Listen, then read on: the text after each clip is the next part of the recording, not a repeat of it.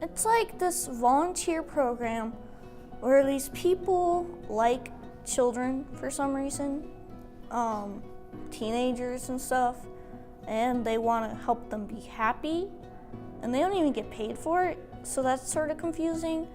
But they like take on this role of supportive, like sometimes parental or, best friend role. CASA, it stands for Court Appointed Special Advocate.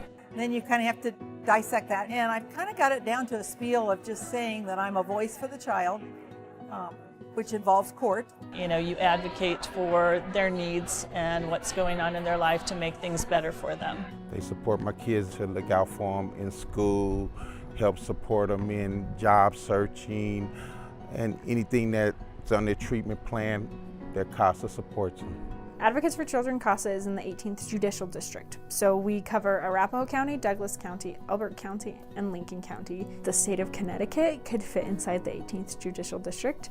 I created a map in my office that has our entire area, and there's a different pin for each of our unstaffed cases. Our office has the staffing capacity to fill all these cases. We just need volunteers to take on these cases. It costs about $1,200 per CASA to train them and manage them a year. Out of all of the money that's coming into our organization, 87% of those funds go directly back to program. So they go directly to supporting our CASA volunteers who are supporting these kids. It is such a tender time that kids are put into when their families are in the system and when things are happening that are so far out of their control that they don't necessarily understand it.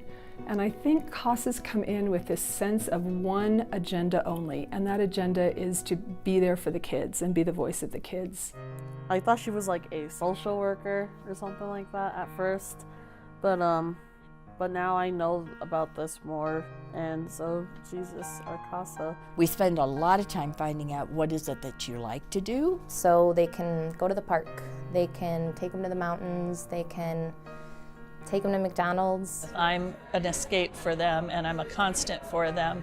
And it's something for them to look forward to, and they just know that I'm going to be there for them no matter what. They may not be able to verbalize it, but just seeing how their faces light up when they see their CASAs proves that it's worthwhile. When I meet CASAs that are on their 15th case or something like that, they're as enthusiastic as folks that have just gotten into their first case. And that says a lot about the quality of the volunteer experience and the support and training that you get in order to feel comfortable in that role. I learned a lot of things. I learned not to be judgmental.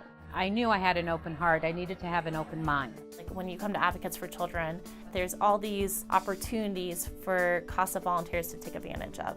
The Legacy Project is a positive teen support program. The Legacy Project serves teens 14 to 24 who are going through all different kinds of things. So they can have a truancy case, they can have a dependent and neglect case, they can just really need outside resources that they're not getting from the outside community. It's ideally for youth who are going to emancipate from the foster care system.